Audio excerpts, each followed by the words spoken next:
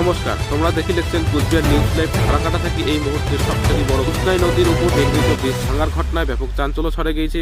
খবর সূত্রে জানা গেল, বালিভর্তি একটি ডাম্পার ব্রিজের উপর ওঠার সাথে সাথে আচমকা ব্রিজটা ভাঙি পড়ে। অল্পের জন্য বড়সড় দুর্ঘটনা থেকে বাঁচে গেছে। ঘটনার খবর পাওয়ায় পরিস্থিতি যাচাই করার জন্য ঘটনাস্থলে যান ফালাকাটার বিধায়ক দীপক বর্মন। ব্রিজের অবস্থা পরিদর্শন করেন, সাথে স্থানীয় প্রশাসনের সাথে কথা কন। এই বিষয়ে বিধায়ক দীপক বর্মন কি কোন শুনিবেন ক্ষমতা কি আছে সে ব্যাপারে কিন্তু পরিষ্কার নির্দেশিকা ব্লক প্রশাসনের দেওয়া উচিত। ব্লক প্রশাসন যদি আর একটু সতর্ক হতেন তাহলে এই ধরনের দুর্ঘটনা ঘটতো না। গতকাল এই ট্রাকের পিছনেই একটি টোটো ছিল এবং তার পাশেই একজন মাছ ধরছিল।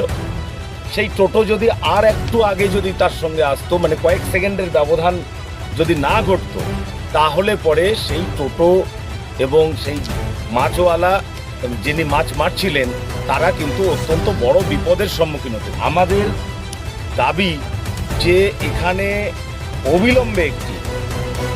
অবিলম্বে একটি কালভার্ট নির্মাণ করা হোক, যাতে করে মাঝারি গাড়ি চলতে পারে। কারণ দেওগাঁতে একটা বড় অংশের মানুষ, হাজার হাজার কৃষক, তারা কৃষিজ পণ্য সেগুলো কিন্তু জটেশ্বর কৃষক বাজারে নিয়ে যান।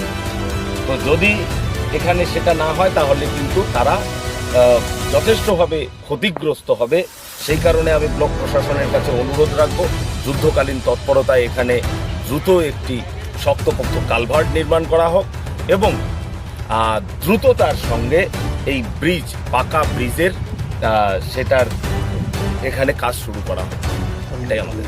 আপনারা শুনলেন, বিধায়ক দীপক বর্মন জানিয়ে দিলে খুব তাড়াতাড়ি সংস্কার ও নিরাপত্তার ব্যবস্থা নেওয়া হবে এবং ভবিষ্যতে যাতে এমন ঘটনা না ঘটে সেই দিকটা বিশেষ নজর দেওয়া হবে। এই ব্রিজ ভাঙি পড়ার ফলে ফালাকাটা ও আশেপাশের একাধিক এলাকার যান চলাচল ব্যাহত হয়েছে। এই সংক্রান্ত আরও আপডেট পাওয়ার জন্য সতর্ক থাকেন। কুচবিহার নিউজ লাইভ, মই প্রতীক বর্মন, তমাল্লা সতত।